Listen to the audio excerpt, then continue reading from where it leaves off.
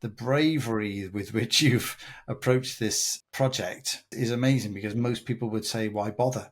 I did have people come up to me from both communities. I think some of the really touching comments that I received and messages have been from Muslim people telling me, you have spoken everything that I've felt and could never say out loud. That point about the values is what can help you get through some of those differences, isn't it, sometimes? But when we come to that space where we just connect heart to heart, human to human, at the most real, honest level. Welcome back, everyone. This is Simon Phillips. This is The Change Show, and my special guest today is Kawtar El Alaoui. I hope I've got that right. And I'm sure she'll tell us if that's wrong in a moment. All the way from Canada, which is really exciting. And I'm so much looking forward to this interview, having caught up with Kawtar a few weeks ago and heard her story. I'm sure you're all going to really enjoy hearing from Kawtar today. So hello, Kawtar. How are you? Good, thank you. Hi, Simon. Thank you so much for having me on the show today. Oh, my pleasure, entirely. So, Kawtar, tell us a little bit about you. What is it that you do? Sure. Well, I define myself as a consultant and coach, a conscious leadership consultant and coach. And the reality is I wear many hats. I also teach coaching. I also teach mediation. And across all the work that I do, the underlying motivation is to create a world where everyone can live in dignity and peace. And so whether I'm working with change makers, with leaders, with coaches, it's all about working with skills that allow people to be stronger, more resilient, happier, tap into their zone of genius, and also working through trauma, which can be really difficult and hold back a lot of our potential and our joy. Yeah. And one of the things that I'm sure we'll get around to is that you don't just do that in the corporate space, do you? You do that in ways that are a broader impact than that.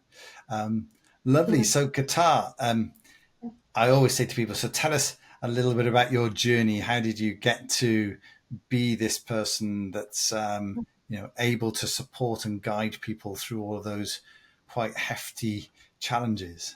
Yeah, well, it's a broad and complex journey, so I will try to make it as simple as possible for our purposes, Simon. I would say my journey started with a cross-cultural element. I'm born in Morocco, so I'm Moroccan Canadian, and my family immigrated to Canada when I was relatively young. And growing up in Canada, I kind of early on saw how we have different beliefs. And sometimes it was very easy and harmonious to move through the differences in beliefs, and sometimes it was more difficult. I also saw as a woman how I was treated differently in Canada versus in Morocco in many ways. And I often wondered, why is it different? Why is it that the gender roles are different? And so I also noticed that in terms of the gender roles, they were different in Canada and in Morocco, and I wondered why. And then when I started my journey as a young professional, I started in law. I graduated from law, and I was a little bit exposed to systemic racism, and that also opened my eyes as to why is it that we treat each other so differently, when I really believed as humans what we have in common is a lot larger than our differences. And so that personal journey took me into a deep exploration of what is conflict, how do we create conflict, how do we create violence, something I had also been exposed to. And I left law, started to look at my values. Why is it that I sort of ended up every time, regardless of what I tried, I ended up feeling the sense of disconnection and discomfort in my own life. Yeah. And so looking at my values, the first thing I realized is while I really loved studying law, it didn't really uphold my values in the way that I had hoped. And there were certain things that I saw that I couldn't unsee. And as a mediator as well, or having experienced mediation, I also couldn't reconcile how bringing people to speak to each other for, say, a day or two with specific sets of tools can truly resolve conflicts that have been festering for a long time. Yeah. And so those realizations led me to leave law and to start to look at how do we create more harmony in the world. Mm. And that led me to not only mediation but also coaching, and from there also learning cross-cultural competencies. And this journey was also across many different cultures. It wasn't just Canada and Morocco, but it was also, I lived in Egypt for 5 years in my first marriage. And so that was a big also cross-cultural clash for me. Even though I was Moroccan, I am Moroccan. And so one would think that there would be a lot of similarities between the cultures. And yet there were some major differences. Yeah. And I And think that point about the the values is what can help you get through some of those differences, isn't it? Sometimes between cultures, if the values are consistent, then that creates the bridge. And one of the interesting things I think from me anyway, in what you just said, was the person who introduced us, Anastasia Dieva.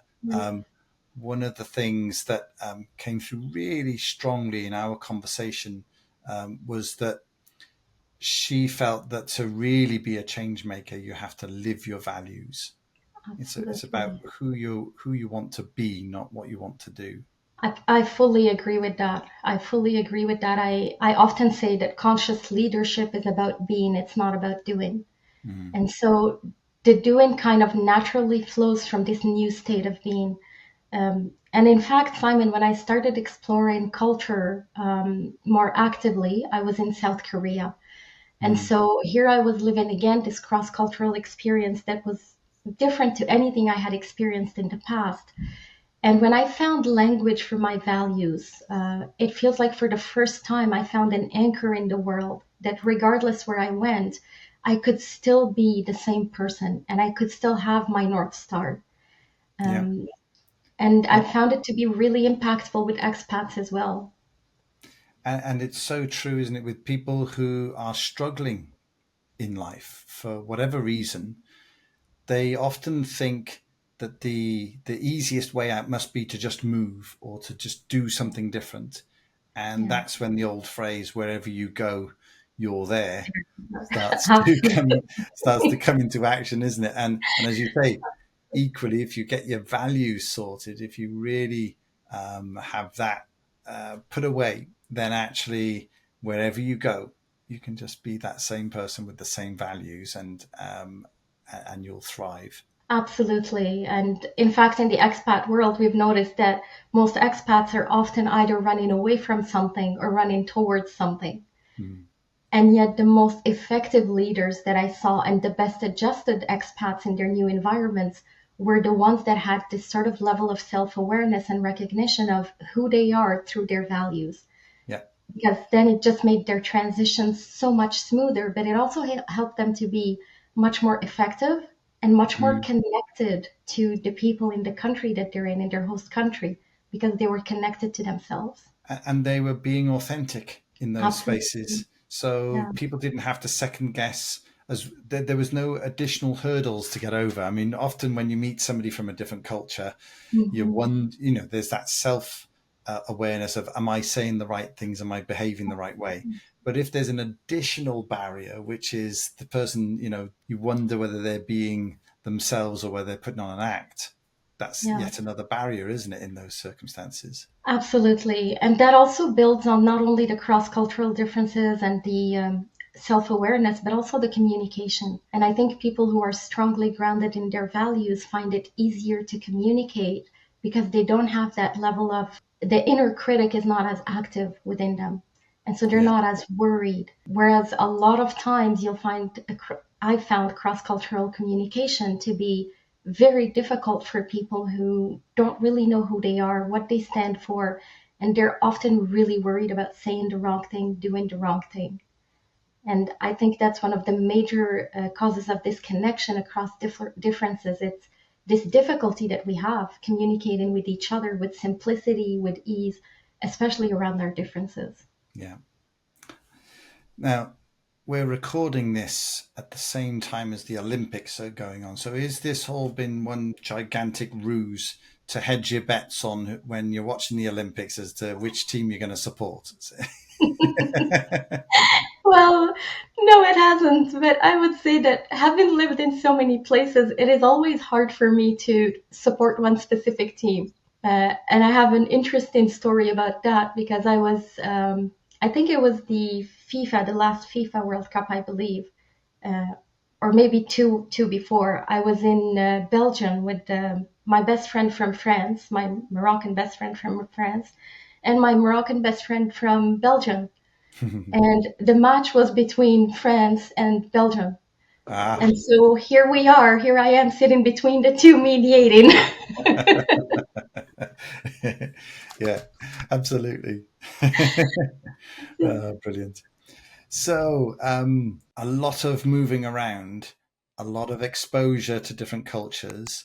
Um, did you spend time sort of like synthesizing all of that when you came back to Canada, or was it just something that you felt was just part of you and you just got on with life? How did it impact you?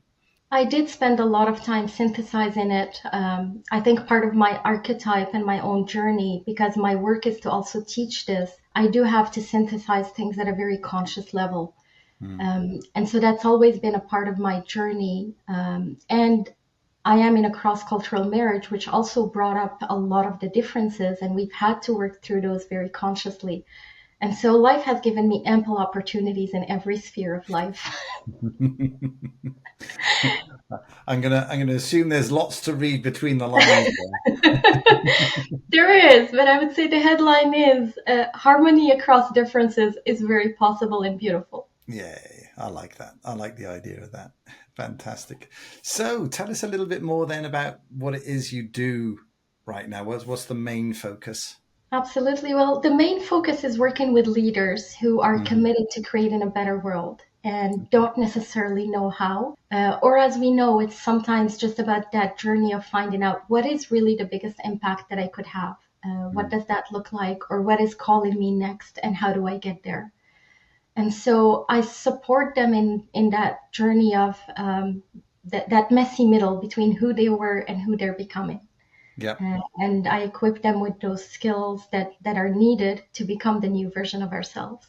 Yeah. Uh, I Often, like what that comes up, phrase.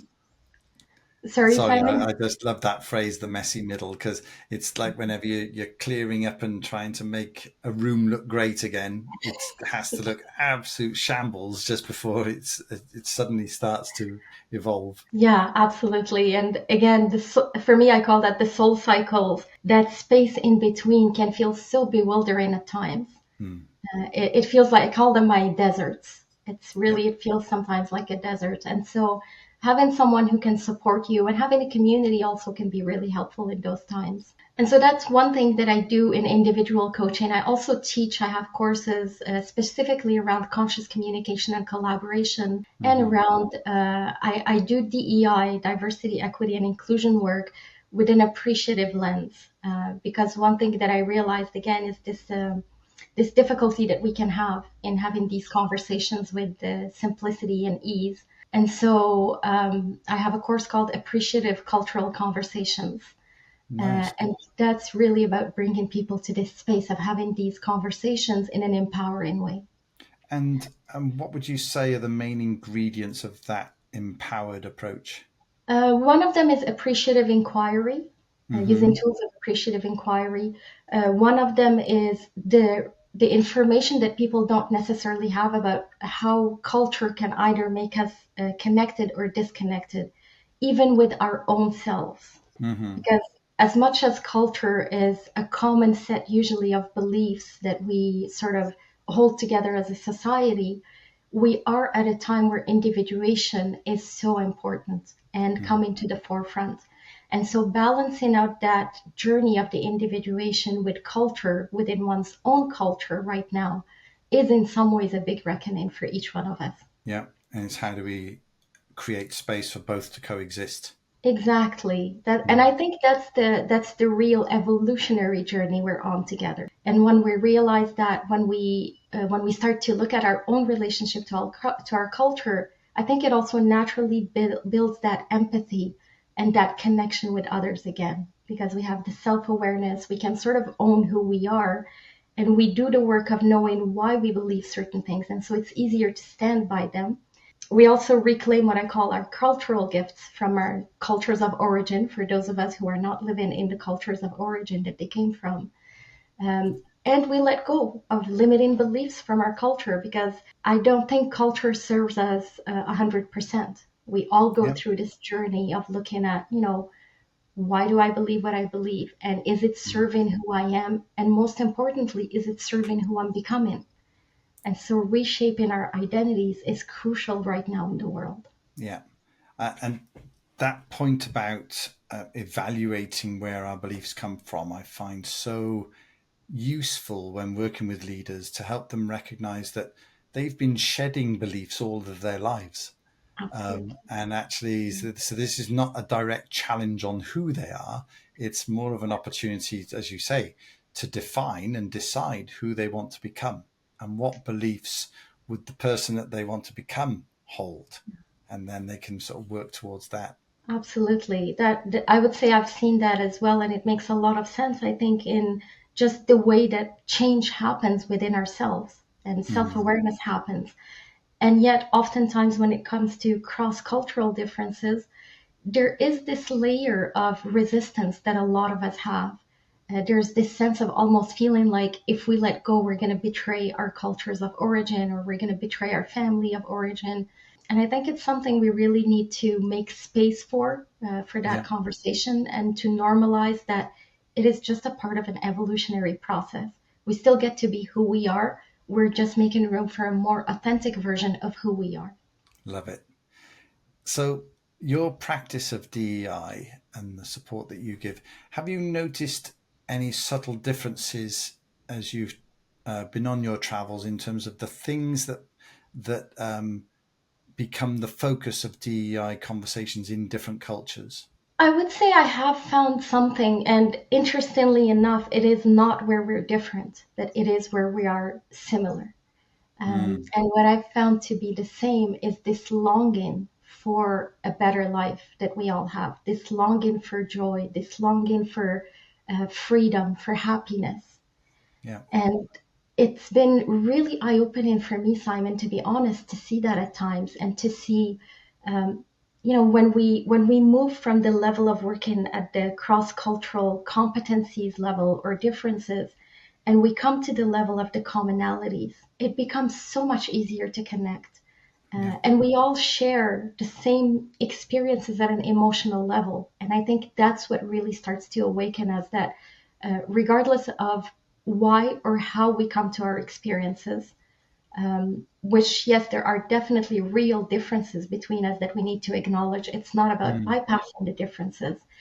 But when we come to that space where we just connect heart to heart, human to human, at the most real, honest level, and we build the ability to have difficult conversations about that when we need to, mm, uh, there is really a whole different way of relating that opens up. nice. So that work is consulting, it's training, it's coaching. Anything else you're doing, just on the side? Yeah, just a little project. Well, as I think I've shared this with you when we spoke, I am working on several projects related to the impact of what's happening in Israel and Palestine in the Western world.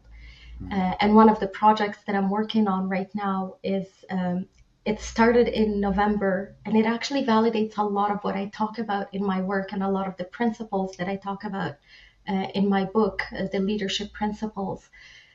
The project is called How to End War in Two Generations. And it started in November from a very simple exploration and question of a friend who brought me together with a Jewish colleague of his and friend of his in the US. yeah. And we have both done a lot of work on our own identities, on our relationship to generational trauma, cultural trauma that we've both had to move through separately. And so here is this total stranger in November of 2023 that I'm introduced to. And our communities are obviously entrenched in very deep generational conflict. Mm, And yet, because of the work that we've both done separately, we could completely see the pain of each other's communities. And the revelation for me leading into that project was seeing how real the fear that some of the Jewish people that I know were holding. Yeah. Because in my lens, uh, I would see them as the ones holding the systemic power. And so I didn't necessarily think that they would be going through so much fear, even though it makes sense. It makes Of course. perfect sense with the trauma that the Jewish community is carrying Yeah. and living through. And he could also see the trauma of the Muslim identity of people who have a Muslim background. And so we started this space to support healing, where we did live Zoom conversations where we just processed the impact of the war on myself as a Muslim and him as a Jew. And the impact has been so profound. We started with what was initially one call, and then it became three calls. And then we were invited to New York to speak about our project, and the response that we got from the audience, just seeing how much it allows people to sort of calm their nervous system down and to start to really breathe again and think again and connect with what they call the other side, Yeah. to really see that despite what's happening, we need to have compassion for ourselves and each other. Because if not, where are we going to end up if we continue on this trajectory? And so that project, which was again called Radical Empathy Between a Muslim and a Jew, How We Make Peace, Radical Empathy Between a Muslim and a Jew. And the idea was, how do we heal together? And that project has now evolved into what's becoming a book that's going to be called How to End War in Two Generations. And we're also doing talks in multiple spaces.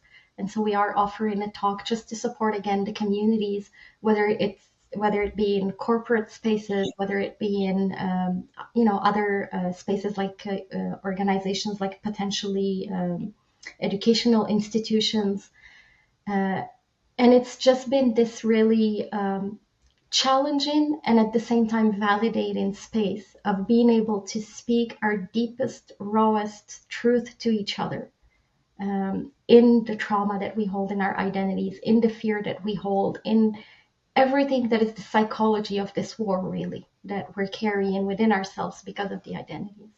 What's the impact on the audiences?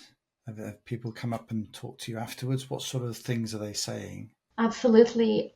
I would say the impact, if I had to sum it up in one word, would be healing. I think for a Mm. lot of people, it gives them at least a pathway to healing. And for some people, it's been experiencing real life healing just by watching the conversation. Yeah. And I did have people come up to me from both communities. I think some of the really touching comments that I received and messages have been from Muslim people telling me, "You have spoken everything that I've felt and could never say out loud."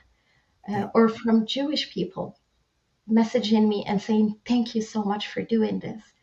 This work that you and David are doing together is standing for what I want to see in my community and have no idea how to bring to life." Yeah. That's wonderful. The thing is about war is it dehumanizes people. It Absolutely. creates labels. It makes it easier for the military forces to do their job Absolutely. if they are just talking about some sort of amorphous, dehumanized group of, well, not even people. It's almost Yeah, safer not to think of them as people in many respects. Um, absolutely. Whereas the work that you're doing there is actually reinstalling the human in the conversation. Yeah. And I just think it's wonderful that the conversation. So who's this person that you're doing this with? His name is David Ruben Sauvage, and he's a teacher of emotional intelligence, among many other things. Yeah. I mean, obviously, he has a wide variety of skills as well and gifts. And he's based in the US. And I'm happy to share more with you if you'd like after, Simon. Absolutely. Yeah, that would be great because I just think the more um, awareness we can create that there are people out there opening up the conversation, Absolutely. seeking new ways of trying to solve what have become entrenched problems and Mhm. seemingly insoluble problems. So the bravery with which you've approached this project is amazing because most people would say, "Why bother?" We will never change things. Whereas you've come at this from the perspective of what part of this could I change? How many Yes, people could we influence? And you yes, just never know. Once you start influencing the way people think, you never know how far that's going to go.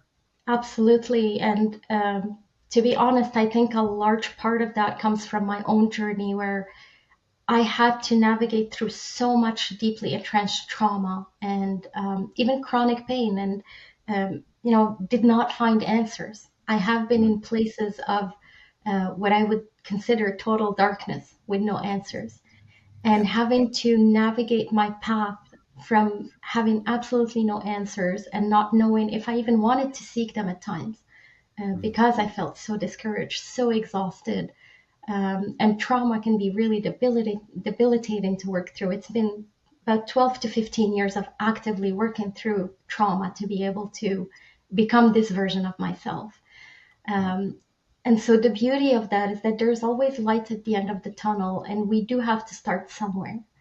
Um, and I was having a conversation with a leader just a couple of days ago, Simon, and this is a leader who's been working with leaders at high level of governments, and he's from a previous generation. And we were having this conversation, and he said to me, the work that you're doing, I respect it, but it's not going to go anywhere. Um, and I just said, with all due respect, I understand where you're coming from. I get it, having seen what you've seen in your generation. But there's also evolutionary lens to this work. There's also a lot of change that happens in increments and in different places that eventually is going to come together into a new wave. And I think we're already seeing that. I think Yeah. people are tired and exhausted of the old ways that are taking us nowhere. Couldn't agree more. As you know, the way I think about a lot of these things is right Absolutely. now it's about rippling up, Absolutely. whereas the old way of trying to do things was, can we solve things right at the top and then it will ripple down into society? Well, actually, that's proven not to have worked. And so, yeah, I think what you're doing is really exciting, and I'm sure the audiences are loving that because, as you say, they feel validated because there will be people in your audience who it's actually it would be a strange concept for them to Mhm. actively hate anyone, Yes. and just putting a label on someone and saying, right, this is our enemy it makes no logical sense, and it obviously makes no sense at the heart level as well. And yet Mhm. that's what we're asked to do with the top down approach to solving problems. We have to have an enemy to be able to validate the work and the activities that we're doing. When you get real human beings talking to each other, you realize there's nothing there to hate. And actually, as you said, it's the commonalities that are going to draw you together. Absolutely. And I mean, I so agree with you. And thank you for saying that. I think people need to hear that more as well. Mm, If we can just let go of the fear and let go of what we've been taught to hate, there is so much beauty that's underneath all of that, that we yeah, can find with each other. And then we become the ones that build this new world. At the end of the day, I think we all have, at least from my perspective, I believe we have an obligation to future generations as to what is this world that we're going to leave to them. Do we want to leave the world that we came into, or do we want to leave a better world? And if we want to leave a better world, what I say is we are the leaders we've been waiting for that world.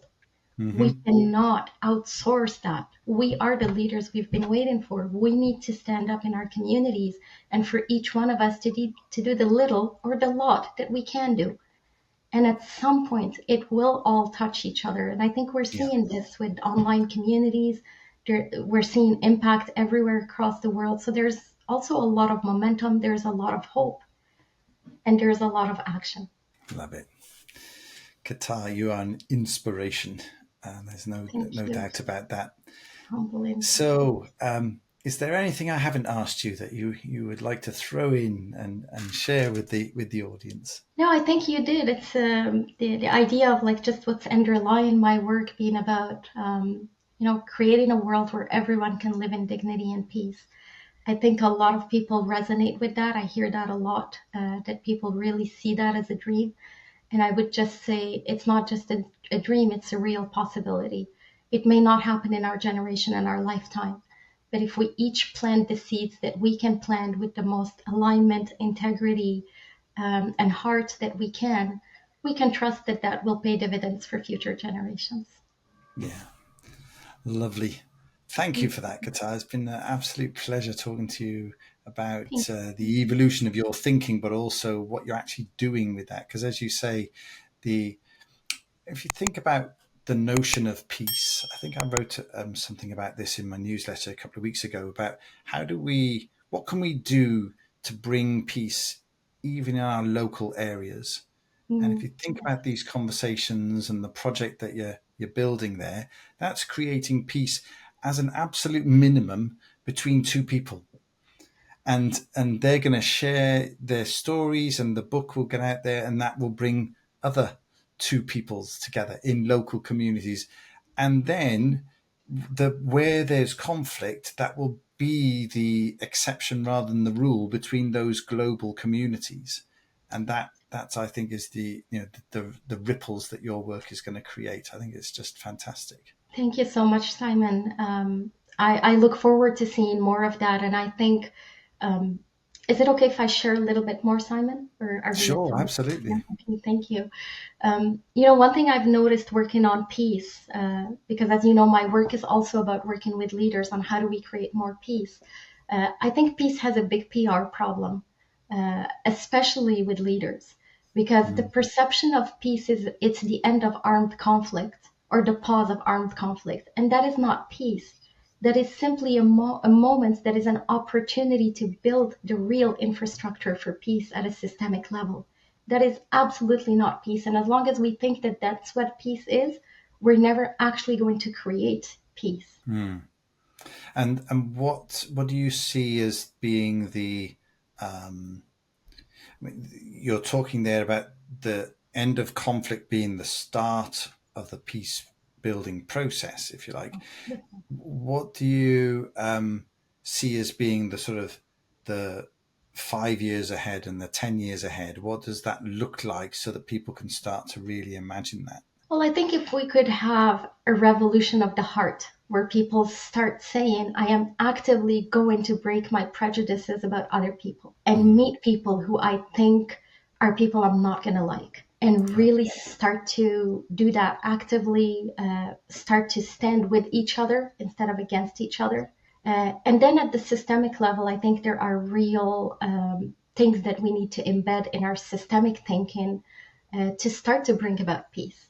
The least of them being recognizing what peace is not and what peace is, but then creating a real roadmap and embedding some skills because, again, it's all about being. And I think the biggest gap that we have is what I call the embodiment gap in leadership. It's one thing to have the answers from the mind, it is a completely different journey to actually embody the answers. And I think when enough leaders start to embody those answers, exactly like we talked about at the beginning, living their values, building the skill set to have the difficult conversations with each other, to yeah. stand for what's right rather than what's easy. Mm, I think mm. that takes a lot of courage. It takes a lot of wisdom, and it certainly takes a lot of humility from leaders. It does. And on the other end of the scale, so there are people whose egos get in the way, Mhm. and they can't quite see things from the other's perspectives. And at the other end of the scale, there are people who will absolutely stand up for the rights and the values and the beliefs of other people, but don't Mhm. do a great job of self advocacy. And Yes, then that means that over time they're less effective, doesn't it? absolutely, absolutely, because that also keeps us in the drama triangle. And if what we're doing is standing for others and not standing for ourselves, we're really perpetuating the conflicts. Yeah, And that's kind of like the difficult balance that we need to learn about because we don't know how to do it and we don't know what it is for the most part. yeah.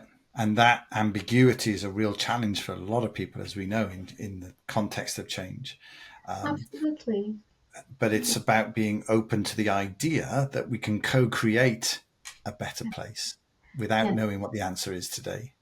Yes, absolutely. And especially not knowing what the answer is today. I think that is an integral part of the solution because wise solutions are always on the other side of deep explorations. Yeah. Thank you, Qatar. The last thing for me to ask you, as you know, is the most important question on the Change Show, which is Absolutely. what track are you going to add to the Change Show playlist? Well, I have different tracks at different times, but right now the track that I'm listening to the most is by Imagine Dragons, and it's called Demons. And the reason I love that is how it brings the mental health conversation, I think, to youth or to whoever listens um, in a different way than I've ever heard it before. So I really enjoy that. That sounds good. So, Imagine Dragons, Demons. Yes, We will add that to the playlist, and thank you. all that's left for me to do is say, please do come back to the Change Show and tell us about the next installment of all of Thank these amazing journeys that you're on, because your life must be just thank you. one wonderful adventure, just trying to work your way and pick your way through some of these really big challenges. And I appreciate you sharing that with us, but I'm sure I would be speaking on behalf of a lot of people that would also be really appreciative of the work that you're doing. So thank you. Thank you so much, Simon. It's been a pleasure speaking with you, and I certainly look forward to staying in touch. Excellent. Okay, that was the Change Show with Simon Phillips and my very special guest, Kawtar El Alaoui. I'm hoping I've got that right. You tell us how you would pronounce it. I pronounce it Kawtar El Alaoui, El Alaoui. There you go. and that's because Fantastic. of the French background. The Morocco. Wonderful. Thank you, Kawtar. We'll see you back here again next time with another change maker who's going out there and making a positive impact.